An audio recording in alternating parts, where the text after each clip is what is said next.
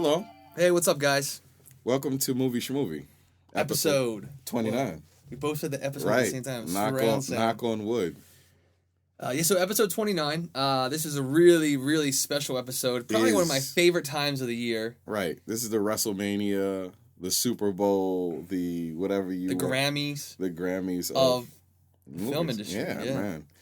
And I guess what's been happening lately is the older I get, the more I want to watch more of the movies that are being nominated. So. And I mean, for anybody that doesn't know what we're talking about the Academy Awards. Academy Awards. The 84th annual Academy Awards. Wow. They air Sunday evening, the 26th at 7 p.m. Mm-hmm. So hopefully you're listening to this podcast before then. It'll be up a few days beforehand. Yeah. But what we're going to basically do, we're both obviously huge movie nerds. We're going to be going through the categories. We're going to hit on all the main categories that are going to be featured on Sunday night. Right. But we're not going to spend a lot of time on some of them, honestly, because we haven't seen some of the films. Yeah. Some of the ones we don't have access to, like some of the shorts. Right. Some of the foreign films, just not really have the ability to check out, unfortunately. Yeah. Eventually we will. We will. Eventually we will, but at the current time, it's not happening. Yeah, I'm so nervous. I'm so nervous about this. I've been nervous all week. I feel like I've been having to poop. Like I only get nervous 2 times like this. When I have to do a podcast and before coitus. Well, have you ever considered that you may actually have to poop? No. Have you tried going? Yeah. Maybe you're just really constipated. I cop a squat and nothing happens. No. Ghost. Just air. My heart is pounding right now. I just get nervous. I think because you make these decisions about what you think is going to be the winner, and then. Yeah, no, we had this conversation like whenever we pick our like favorite movies of the year or worst or whatever. No, it feels so finite. It does. But with this, it actually is not what we pick. But I mean, Sunday night, somebody goes home with that gold man, and it's written in history. Right. You know, so this is a huge thing. Not that our vote actually matters, but hopefully you have an opinion and you can share it with us if you want to on our site. It's going to be an Academy Award-winning actor. Yeah. When the DVD gets reprinted or the Blu-ray gets reprinted, it can have all those winner of 10 Academy Awards. But even to be a nominee is a pretty good, Dude, when you consider how many movies come out in a year, that's pretty prestigious. I mean, God, to be a part of. If you look at all the categories, the number of films nominated, you're probably looking at about maybe 30, 40 titles, throughout all the major categories. And to be that percentage of the total body of films that came out this year, I think you're doing something pretty good if you're in that you're in that group. Absolutely. So like I said, we're going to kind of go through the categories. We're going to spend some more time on the bigger ones, like best film, director, actor, actress, all that good stuff. Some of the technical categories we're going to go through a little bit. We're going to still throw our picks out for the ones of, that we think are going to win. And for the most part, that's the way this podcast is going to go. We're going to be basically saying our picks for what we think is going to win on Sunday night. Right. There may be some crossover in some of the categories where, our personal opinion on like what our pick would be if we were given the award would be, like if it's that close, or there might be that possible upset or whatever. That gray area that we just had a lot of trouble deciding on one. But for the most part, the way that we're trying to structure it is that, we're going to be picking what we think you're going to be seeing win the award on the 26th. Probably. Yeah. I think our opinions are pretty. You think we're pretty in tune? Yeah, we're pretty in tune. I mean, considering that, like, I think they said the percentage of people that watch these films are like, like-minded. I don't know.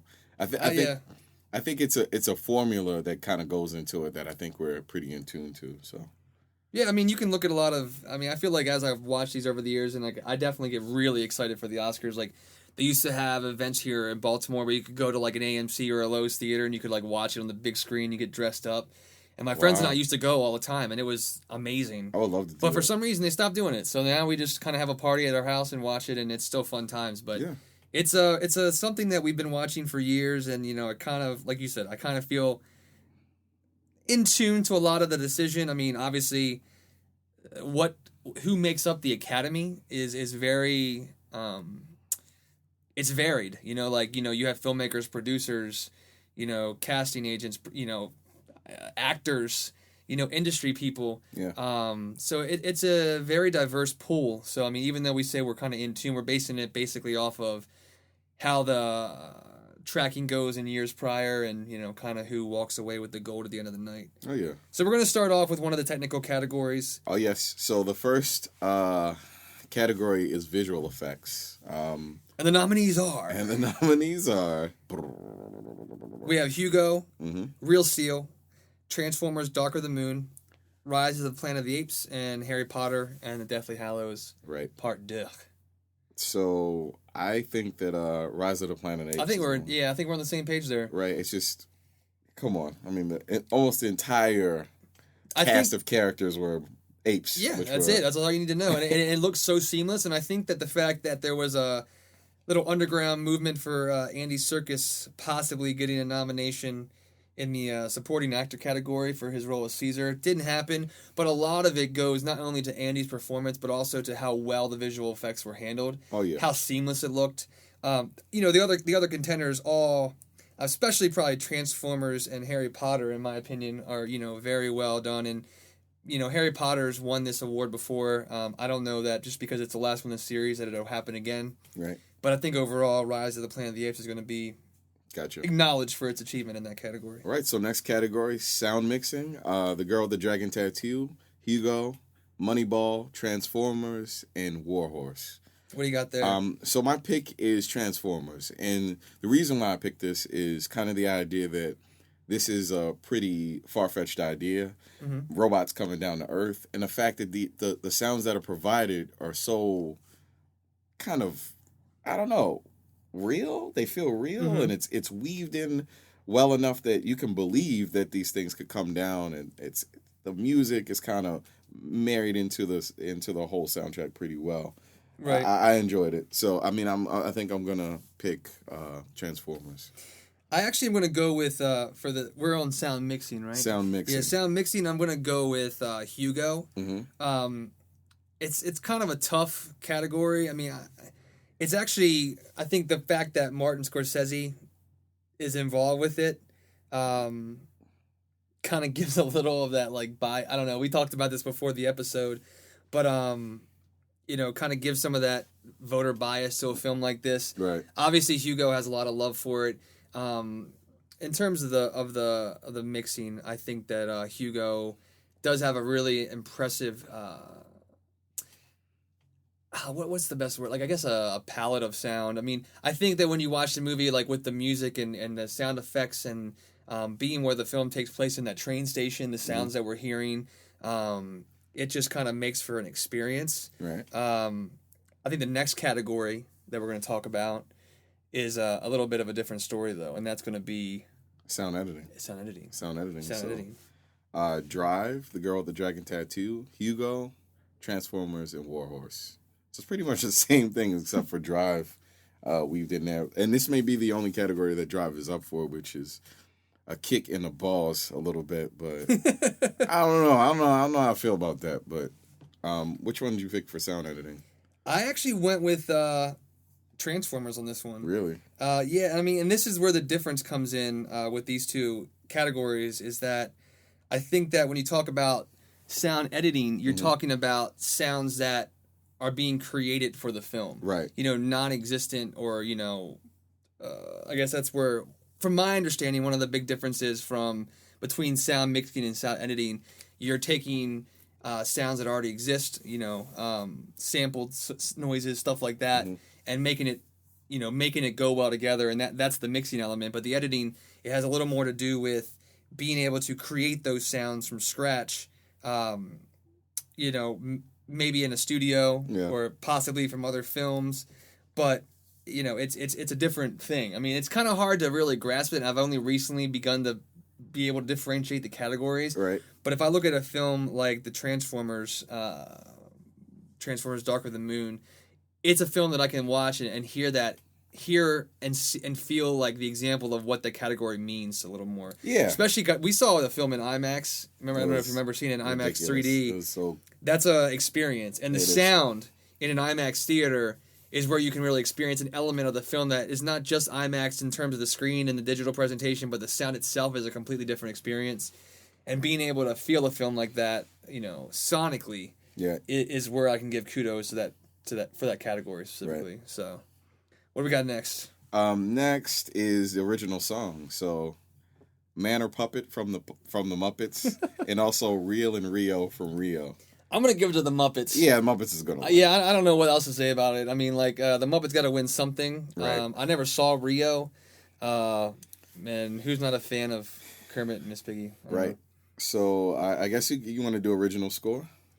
Yeah, let's see who we have here. Original score, we have The Adventures of Tintin, The Artist, Hugo, Tinker Tailor Soldier Spy, and Warhorse as our nominees. For the original score, I'm actually going to give this to Hugo as well. Really? I'm going to go with Hugo. Yeah, I know everyone's talking probably what you're picking. Right. The Artist, of course. That has a really good shot at winning. I don't know. I just have a feeling like something about Hugo, something with that movie's with the music. Original soundtrack, yeah, I'm gonna pick The Artist. So that's my pick. You went with The Artist? Yeah. Okay. The Artist, yeah. Okay. So the next category we have we got here. Makeup. So Albert Nobbs, Harry Potter and the Deathly Hallows Part 2, and The Iron Lady. I was thinking about this. It's hard because Harry Potter is a movie that's supposed to have a lot of makeup, and right. That's always been well done. But the more I think about it, I think that Albert Nobbs might be the pick for that, because this is a woman who's put in makeup as a man, and she lives her life as a man. So I think that this might be the winner, Albert Nobbs. I don't know. I think it's gonna win. Right. I think it's gonna win. Honestly, I haven't seen Albert Nobbs. Yeah. Or come on, Glenn Close, The Iron Lady as a man. I don't know, something about the makeup in that movie looks kind of unnatural, though. I mean, in which one? In Albert Nobbs. I don't know if you've seen. Yeah, I've seen like the clips and the promos for it, but I don't know. Still, I think they're gonna still give it. I'm gonna go with Iron Close. Lady.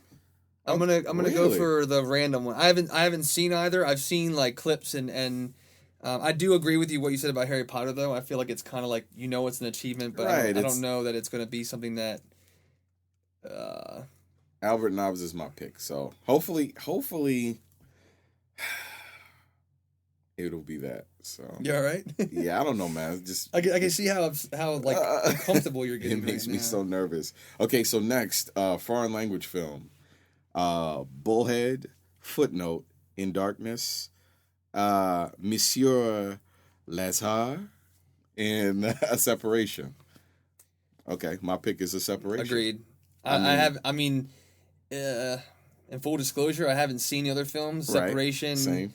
is one of the top-rated films of the year. Right. Okay. Yeah. Even on IMDb, it's like one of the top 100 of all time already, I believe. Yeah. Which is insane. I recently saw the film. It's incredible. I can't imagine, and no disrespect to any of those other films in the category, that any of those films have a chance of beating that.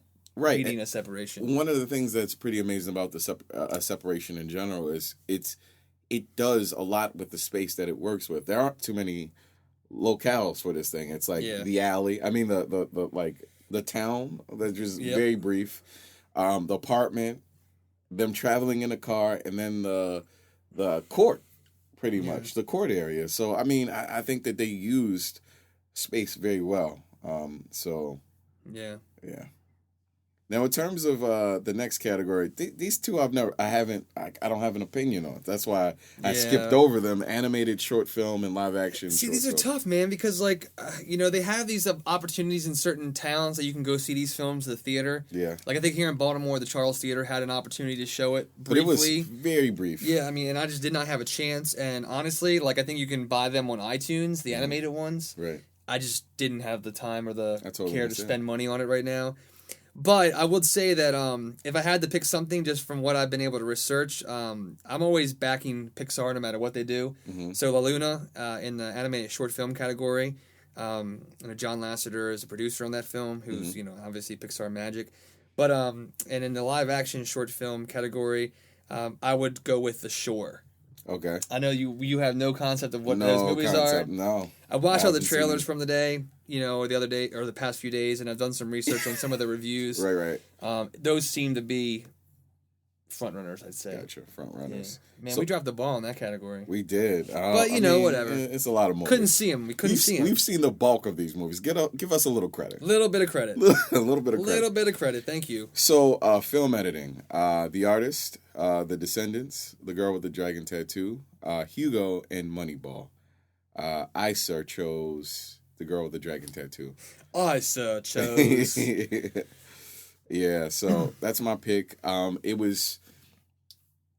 I think that some of the transitions from the action scenes to sort of the calming sort of periods to just some of the visual choices.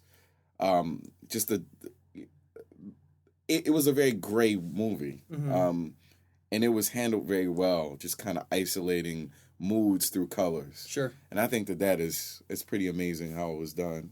So I think film editing has to go to Girl with the Dragon Tattoo. I mean, it's probably not going to get it. Yeah, any other year, I would totally agree with that. I mean, because I'm always a fan of Fincher, and I think that his filmmaking style is incredible. Hugo is in the category. Honestly, I'm going to go with The Artist. Really? I think a lot. I didn't think about how. Yeah. I think you have to give credit, because it was edited beautifully. I'll be honest with you. Like, this film really took me by surprise, even though everybody and their mother had been talking about it. Yeah. I saw it very late in the game. I saw it on a trip to Florida about a month ago, and watched it in, straight through the flight. It was amazing. Loved it. I think that, in terms of the filmmaking process, the editing in a film like that, a silent film, it plays a really big factor in the way a film is pieced together. Yeah. And not making, and obviously a lot of that also goes hand in hand with directing. Mm-hmm. But I mean, I think that, the editing team for that film also needs to have their kudos, because, I mean, I've seen a handful of silent films in my life, and for a film to keep you interested, not just in content, but in the visual experience, I think really says a lot in terms of the creative team that was behind it. Yeah, I think what's ironic too is the effects that are used in that movie, the things that we kind of don't accept in current filmmaking, screen wipes and sort of it fading to a circle sort of thing, like like old Warner Brothers cartoons and stuff like that. These things were used tastefully and done and placed in the right spots where it felt natural. It didn't feel like it was like,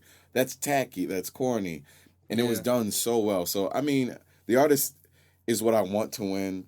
I think that for the sake of breaking the monotony, they're going to give it to something else, though. You think so? Yeah. I think that Artist is going to win the bigger categories. But these sorts of small things, just for the sake of being fair, you know what I mean? Like, I think that everybody is pretty much enamored by this movie. And I think that to not give some of these movies some recognition just because of that fact, I think that they're going to give some of these to some other categories. I mean, some other movies. I mean, I'm down with spreading the love. Yeah, spreading the love. It's always kind of boring when somebody sweeps everything. Right, but I have a feeling, this might be one of those years. So, you want to do documentary shorts? Yeah, what do we have here? Documentary short category. We have God is the Bigger Elvis, Incident in New Baghdad, Saving Face, The Tsunami and the Cherry Blossom, and The Barber of Birmingham, Foot Soldier of the Civil Rights Movement. I've only seen one of these. There's by God's chance I saw The Tsunami and the Cherry Blossom. Okay. So I don't really, I feel bad with some of these categories not really having seen a lot of the smaller films, independent films that didn't get any kind of distribution here before actually receiving their nominations. Right. So I feel like a little uninformed in terms of what's going to happen. I think that film has a really good shot at winning. From what I think, from a lot of reviews I've read, Saving Face has a lot of backing for it as well. Gotcha. But I'd like to see the Tsunami and the Cherry Blossom take home the gold. It's very, very impressive little short. Have you seen any of the documentaries in that category? No, none. I've seen none. I feel terrible, but guess what? We're going to go to the next one. Documentary feature. And that, my friends, Hell and Back Again, If a Tree Falls, The Story of the Earth Liberation Front, Paradise Lost 3, Purgatory, Pina, and Undefeated. So I've seen previews of these. I've seen bits and pieces of Paradise Lost. I think that it's going to be Paradise Lost. I mean, or Pina. I don't know. I think that those two look pretty powerful. So I'm going with those two. I'm not sure of the two of those which one. This is a really good example of timing when it comes to award season. Yeah. A lot of these, same with some of the other categories we talked about, like, just weren't available to see. Both for the Academy members, studios making films available for those members to see and obviously vote for, but also to the public just for awareness. A movie like Undefeated, which is just now starting to get a little bit of buzz and a little more backing in terms of its chances at the Academy Awards, which could really help it win the Best Documentary Feature Award. I would say my personal vote is one of those categories where I feel like that may win, but my personal vote would be for Paradise Lost 3. I know I talked about it on one of the prior podcast episodes that we did. But Paradise Lost, just kind of like the bookend on a really impressive documentary trilogy, that it was available on HBO. It's on, I think you can stream it online now, by Joe Berlinger and Bruce Sinofsky, about the West Memphis 3. I just love the film. I would love to see it go home with an award just for the purpose that it's caused. It would be amazing. But in addition, Undefeated, still a really impressive documentary. It could be really close. I think the Undefeated would be the perfect, if it wins, I think it's a perfect example of how timing, in terms of publicity and promotional pushes of a film once you receive the award nomination, really can make or break a chance that a film could win the actual award the night of the Oscars. Gotcha. But did you throw your pick out already, or for the documentary feature? I have nothing there, man. I mean, I said it might be between Pina and Paradise Lost. Okay. Yeah, so I'm not really sure. Okay. I don't really have a sure pick, unfortunately. Surefire. Yeah. Okay. Well, now we got a couple other of the, what do we have next? Costume design? Costume design. We have, the nominees are Anonymous, The Artist, Hugo, Jane Eyre, and W.E. I have not even heard of or seen W.E. until That's a Madonna-directed movie, right? Yeah, the past week I heard about it, and I was just like, what is this film? And then I saw a poster for it at the movie theater that's not even playing it. Right. Have you seen it? I haven't seen it. No, I have not. That's the problem. It's limited, super limited distribution. So, I didn't even know any movie theaters. When I looked up the closest movie theaters, playing in DC for a very limited time, and then I didn't have enough time to go see it. So yeah, there that goes. I did not see Anonymous. I think this is another situation where we're kind of going to go on a run here with the next couple of categories where I feel like The Artist could be the winner or possible spoiler. Right. I think this category traditionally goes with some of the vintage Victorian, looking kind of costumes, and that would lead me to believe that Jane Eyre could possibly walk home with the award. If anything, we're going to upset it, though. I would put my vote in the basket for The Artist. Same. What do you got? I put The Artist. The Artist? The Artist, yeah. Okay. Yeah, I mean, I think that it's going to kind of hit... The Artist is definitely the film at this year's award show that is nominated for so many things that it literally could go on a run where it could win everything it's nominated for. Exactly. Or there's going to be a handful of categories in these midline technical things like the costume design, and the next couple that we're going to talk about, which is cinematography, art direction. These types of categories, it's right there. It could win it, or there could be, the other film, in those two categories that could upset it. They're neck and neck. Gotcha. In terms of cinematography, the nominees that we have for that are The Artist, like I said, Girl with a Dragon Tattoo, Hugo, Tree of Life, and Warhorse. So what do you got there? Tree of Life is winning. Yeah? It is a beautiful turd. So, I mean, I can't deny how beautiful that movie was. Like, it is crisp, brilliant colors. Tree of Life, I mean, for its lack of story and how boring it was one of the most beautiful movies I have ever seen in my entire life. Tree of Life. You think so? Yeah, man. Wow. Incredible. I don't know how much you hated that movie. Hated it. It looks beautiful, though. That's why you called it the pile of crap, right? Yeah, a beautiful turd. Maybe that's what comes out of you after this podcast. Yeah. You can relax. A beautiful Tree of Life-esque turd. Yes. Well, I mean, I haven't seen Tree of Life, so my picks were going to go that same seesaw back and forth between either The Artist or Hugo. Really? Yeah. I think as much as I did not like Hugo, these technical categories, right. Especially in talking about when I mentioned, sound mixing. Usually sound mixing and cinematography kind of go hand in hand. Right. Traditionally, who takes home those awards. So, I mean, which leads me to believe that Hugo may win this category. Right. But, I mean, the upset, in my opinion, would probably be The Artist. Right. So, I guess next is art direction, something kind of closely related. Yep. The Artist, Harry Potter and the Deathly Hallows 2, Hugo, Midnight in Paris, and Warhorse. Now, in this case, I have to say that Hugo is probably going to win this. I think that this movie was the closest thing to a painting that I've seen in a long time in terms of movies. And not even forgetting to mention that most people that saw this film or went to see the film thought that it was either going to be animated, right, or animated and 3D, right, all these things. Which, if you watch the trailer before you saw the film, it looks like that. Like you said, it looks like an animated painting, movie. But it's not. It's so strange. Like, I think that the common color in this movie is like a goldish rust-looking color, brownish sort of color that's everywhere.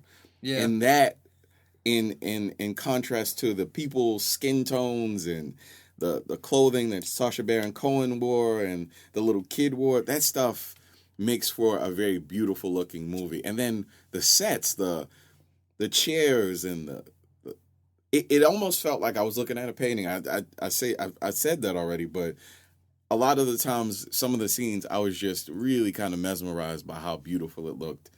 And for that reason, I think art direction is pretty much going to be Hugo, hands down. Okay. Hands down. Hands down? Hands down. Hands down. Hands down. Hands down. Hands down. All right, so we're going to go and talk about the two screenplay categories right now.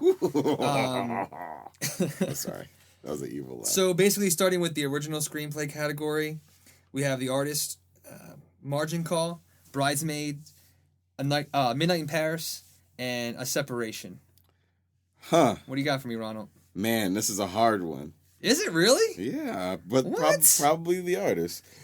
I mean, I think A Separation has that chance to win. That's the dark horse. Everybody talks about the dark horse. That's the dark horse, but I think that The Artist is going to win. Really? Yeah. Wow. If you say, you know what I'm going to say. If you say Midnight in Paris, I'm going to break your legs. You just said it for me. You bastard. You mark my words, man. That goes home with the award. Oh, man, I can see what you mean. It's Woody Allen. First off, this is going to be considered Woody Allen's one of his best works. One of his best films of recent years, if not period. I mean, especially in the writing, in regards to the writing for the film. I know you weren't a fan. I love the film. Yeah, it's gotten nothing but love from the Writers Guild, from every basic major critic circle, which equals that it may win. It's gonna win. If there's an upset or a dark horse in that category, I would give it to you for A Separation. Yeah, not for The Artist. Dark horse. Yeah, if anything, it would be that. Okay. So going to adapted screenplay, we have Hugo, The Descendants, Moneyball, Ides of March, and Tinker Tailor Soldier Spy. The Descendants. Agreed. Alexander Payne does many adaptations from novels. Sideways, About Schmidt, Election. These are all book adaptations which have been done beautifully. Yeah. So I don't think this isn't going to be an except. Like, he is so good at that. So I think that Alexander Payne's ability to adapt these kind of it's like the plight of middle-aged men. Right. He's like aces when it comes to that. He is, and I think that this is a meaty sort of script that really, the heart of it really was the dialogue, and I think that Alexander Payne he has it for adapted screenplay. So. Agreed. All right. So what we got next? We got director. Do we have director? I think so. Oh crap, we do have director. I'm gonna go director now, and then we'll come back to the one I think you thought I was gonna say. Okay. Director. Just because I feel like it goes good after we talk about the screenplay. Yeah. So the nominees for Best Director: Terrence Malick, Okay. Tree of Life; Woody Allen, Midnight in Paris; Alexander Payne for The Descendants; Martin Scorsese for Hugo; and Michael Hanazavicius. Yeah, it's like vicious at the end. Yeah, Hanazavicius. For The Artist. I'm sorry, Michael. For butchering Michelle, names. if I pronounced your name wrong. All right. What do you got, man? The Artist. Done. Moving art. Come on. Yep. What? I mean, I've seen bits and pieces of the OSS 117 series. Bits and pieces. Mind you, just clips and stuff like that. Mm-hmm. And this guy is really good at creating just this world, these worlds. And I think that when it comes to The Artist, I think that what's impressive, I know this is a really simple thing, is to kind of take you out of where you are, your modern living, and take you into this world where there was no sound in movies, and these characters relied solely on their facial expressions, gestures, and things like that to kind of paint the picture, along with the music and stuff like that. So I think that this was the movie. Yeah. You know what I mean? Yeah, it's definitely. I think he's definitely going to. And it kind of. I mentioned it when I chose the editing category. Mm-hmm. I chose The Artist. I think it goes. I kind of alluded to it. It goes hand in hand. I think the ability to make this film so entertaining. Mm-hmm. In a silent film in 2012, to be so successful and so received right. and so affecting its audience, it's just it's an achievement, and it's an amazing film.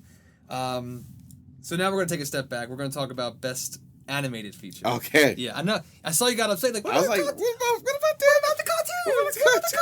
cartoons? So what do we got there? So, A Cat in Paris, Chico and Rita, Kung Fu Panda 2, Puss in Boots, and Rango. So my pick is Rango. Come on. Come on. Come on. Come on now. Come on. Gore Verbinski, the Pirates movies. You know, he's a good director. Come on. Dude, the second and third Pirates movie is They're terrible. They're terrible, but I think he's very good at making movies that kind of... He's very good at making movies that I just said were complete shit. Right. So what does that say about him? They're not good, but I mean, I think that he's really good at painting a picture, man. Like, I think that the story was questionable, but you can't doubt the visuals. You can't doubt the directing. Yeah, I think Rango is an incredible animator. Yeah, that's what it comes down to. Like, the voice talent, the story itself. I know they're making a sequel to it. Really? Oh yeah. I mean, Gore Verbinski has a unique eye for film. I mean, it being an animated film is a newer territory for him. I mean, he did make The Ring. The first Pirates film, I really was a fan of. The other ones, not so much. Right. But I mean, Rango is like that animated film that's super smart. Kids can like it, mom and dad, mm-hmm. Brother, sister, they can all laugh at it for different reasons. Mm-hmm. And it's got edge. And I think that's what a lot of animated features today have, is that it goes across all those categories. And a film like this is just lucky that Pixar didn't have a film in the category this year. Right, because it would have blown it up. Yeah, they wouldn't have a shot. But Rango, I mean, honestly, Rango is up for the challenge. I mean, I think Right. even if a it's Pixar a film was solid, in there... I think it rivals... I think that's what's so good about it. It rivals that sort of like Pixar ideology behind its films, a quality that goes into it. Yeah. Rango rivals it. I think that it's one of those movies, like if I see another movie like Rango by another studio, I might start to... Well, it also just kind of like taps into what Pixar is so good at, is that it's the story. Yeah. It's as much time and detail and thought are spent in these films as if it was a live action film. It's more PG though. It's more PG than a Pixar movie though. Yeah, it is. You're right.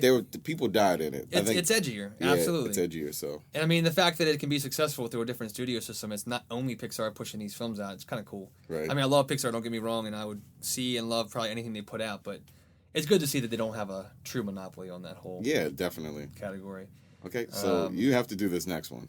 What's our next one? Supporting actress? Supporting actress. So for supporting actress, this is a pretty amazing crop of talent in this category. I hate that there are so many hard... Yeah. I mean, I think this decision, who's going to win, I'm pretty confident in who's going with it, but our nominees are Melissa McCarthy for Bridesmaids, Jessica Chastain for The Help, Janet McTeer for Albert Nobbs, Octavia Spencer for The Help, and Berenice Bejo for The Artist. Octavia Spencer. Again, she's cleaned up at pretty much every major awards ceremony, show, circle, film society, whatever, take your pick. And she is, I went in and seen the film The Help with pretty low expectations. I'd heard everybody raving about it and loving it. Again, saw it late in the game. Watched it on a whim one evening with my girlfriend and could not stop watching it and raved about it for like 48 hours afterwards. She's incredible in it. One of those performances that, like, I know it's cliche, and I don't know, I probably will say it again when we start talking about the actress category, but it's like one of those performances where you are so affected by the character, not the actress. Right. You know what I mean? Like, the actress takes over so much control of that character that you literally are seeing that on the screen. You're not seeing that name. You're not seeing Octavia Spencer, or whoever it would have been that played that. But her ability to take that out of it for me, to take that element out of that performance. Oh, yeah. That's what and to makes say, it a good oh, my actor. God, this character is incredible. It's just like you root for her, you laugh with her, you cry for her, you hold your breath for her. The situations that she's in this film, she's amazing. Yeah, I agree. Yes. Same choice or same choice. Okay. Now, what's supporting actress? Supporting actor would be next. Supporting actor? Yeah. Okay, so supporting actor.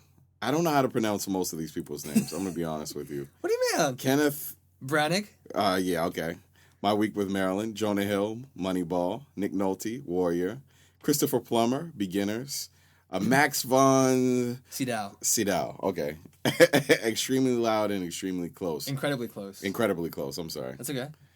My pick for this. Christopher Plummer, definitely for beginners.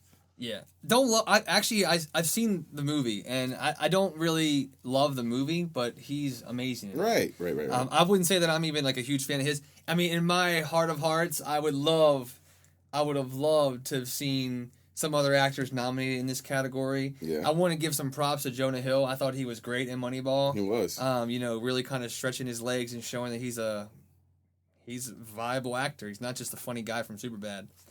But Christopher Plummer's definitely taking this award with him. What do we got next? Actress. Glenn Close, Albert Nobbs, Viola Davis, The Help, Rooney Mara, The Girl with the Dragon Tattoo, Meryl Streep, The Iron Lady, and Michelle Williams, My Week with Marilyn. Get a little tongue-tied there? Oh, yeah. Because this is, the leading stuff makes me really nervous. Yeah. So, all right. This is how it's going to go. I want Viola Davis to win. Sure. But the fact of the matter is, Meryl Streep, they love her face, man. They love her face. And I want Viola Davis to win. But I think that the dark horse might be Meryl Streep. Those moments you're talking about, like, make you nervous and make you poop? Or maybe want to poop? Yeah. We talk about poop a lot in this episode. We do. These are the situations when we talk about award shows that make me nervous. Right. I feel like Meryl Streep, amazing actress. You'd be challenged to find films that she was not at least really good in. Right. In her career. But every year she has a film out, and every year she's at least really good, and every year she gets a nomination. And it just adds a little bit of competition to somebody that should just be able to walk away with this award. Yeah. Competition's good. Competition's fair. I'm a big fan of it, but not when it's always Meryl Streep. Right. And I think that the problem with this is Viola Davis is a person that can be in some amazing upcoming films. Meryl Streep already has a name for herself. I hate that she knocks everybody down a tier when she's nominated for something.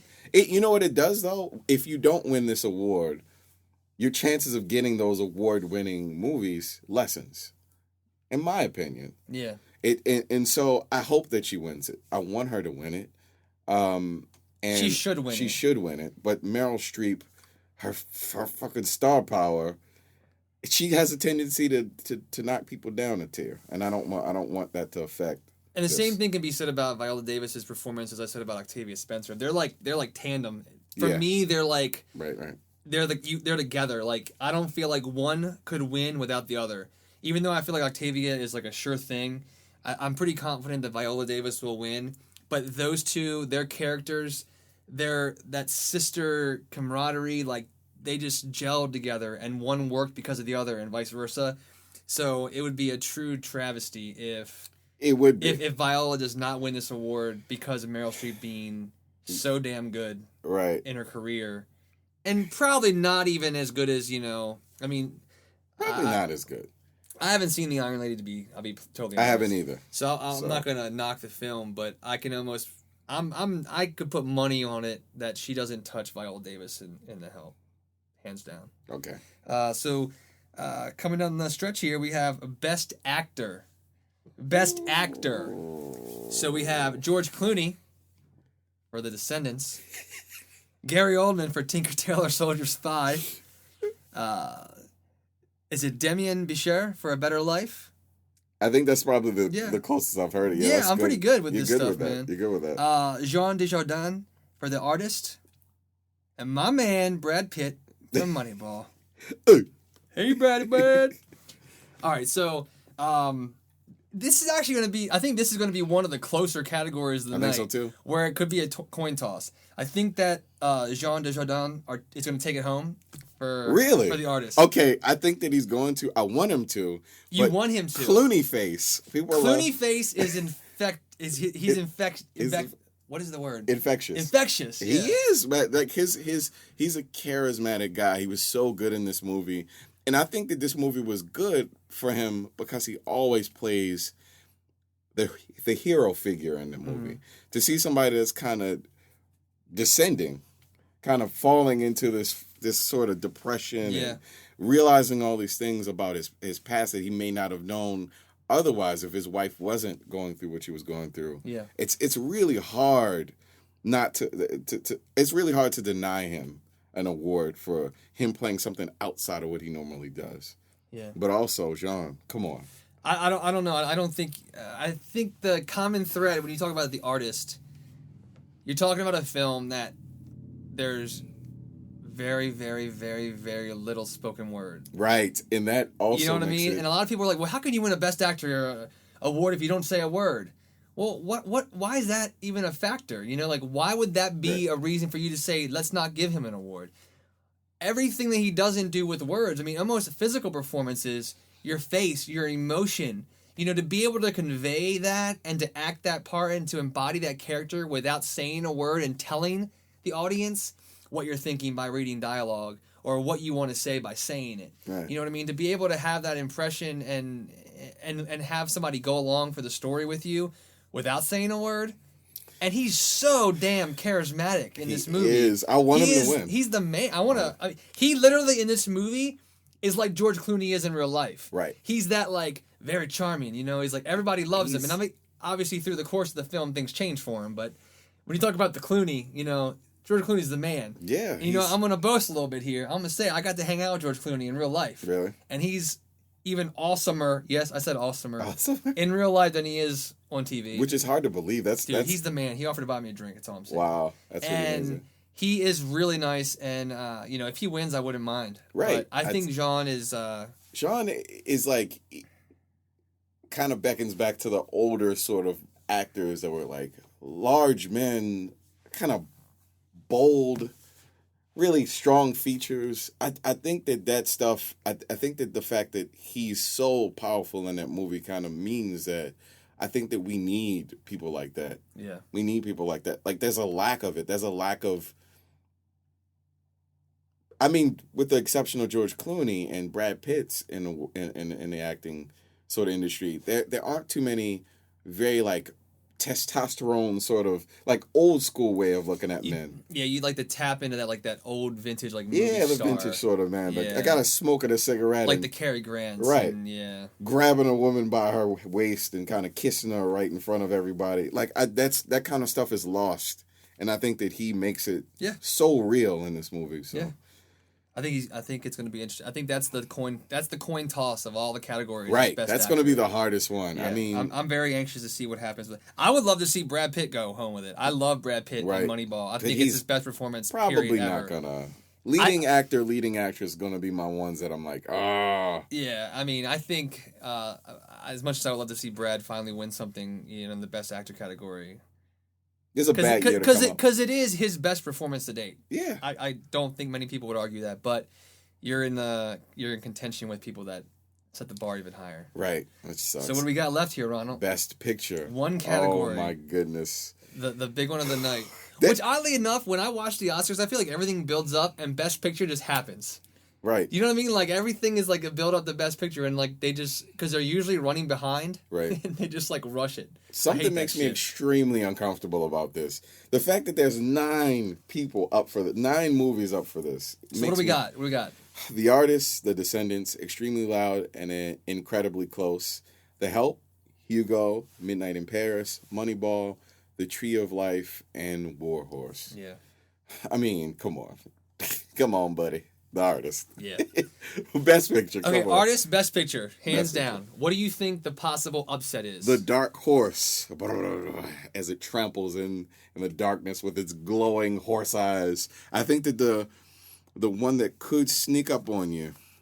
What do you got? Could be The Help. I agree with you. It could be The Help. The upset of the night. Right. Mark it right now. Yeah. Don't think it's going to happen. But a lot of people are like, oh, it's going to be The Descendants maybe, if not The Artist. Yeah. If The Artist does not win Best Picture, it's going to be The Help. It's going to be The Help. Yeah.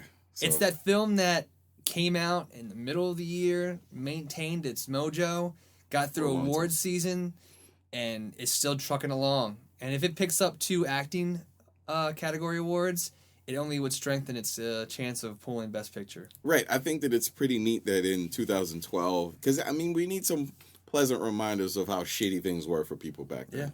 Yeah. I think that it's good that this was a kind of good timing. Like, it's just the fact that I feel like ethnicity, a lot of the times used to stand in the way of people winning things. Yeah. You know what I mean? Like, totally, there were these powerful performances from people, and now it's a second fact. It's not a factor, and these are 2 women that have come and kind of destroyed the idea of what a powerful performance is going to be like. They took it and they trampled it and made it even better. Like, I think that this movie could win, but because The Artist is such a feat, because it was released in a time where, like, there are no silent films. Yep. A time where there's no leads like this. And it has that romanticism, right. Of it that's pretty timeless. Like, it does tap into some of those old films. The Help is also just that movie that everybody loves. Right. The good part about The Help... And that matters when you come down to voting. Right. Somebody is going to snag an award. That's the good part. And it won't be forgotten. That's all I really wanted from this movie. Even though I didn't, like, wholeheartedly enjoy every aspect of this movie, because stuff like that's kind of hard for me to watch. Yeah. I think that if it snags something, Best Supporting, Best Actress, or Film of the Year, I think that it already won't be forgotten. But the fact that it snags one of these, I know it will. It will cement it. It will cement it as one of those movies that can't be forgotten. Agreed.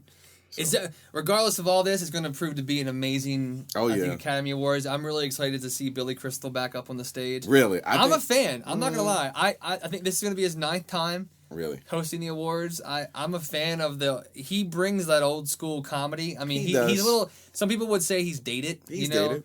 But I think it works for the Oscars. I think it works much better than what would have been probably Eddie Murphy and Brett Ratner producing. I think that would have been a train wreck. You think so? I honestly do. I used to love Eddie Murphy. I just don't think that he has the hosting ability of what the Oscars demand. Because some hosts, they completely just fall on their face. Yeah, I totally understand. But I mean, Billy Crystal, he has a history. He's cheesy, he's fucking cheesy. But maybe cheesy might be the best thing for this. I kind of wish that they would have went with a Seinfeld-ish. Okay. Right? Like, Seinfeld, I think he's incredible. So I don't know. I think they could have went with some. I mean, but maybe Billy Crystal will be. I just love his openings. Like the opening song he normally does, and like when they like film those montages of him like placed into clips from the Best Picture. Yeah. The nominees for the evening.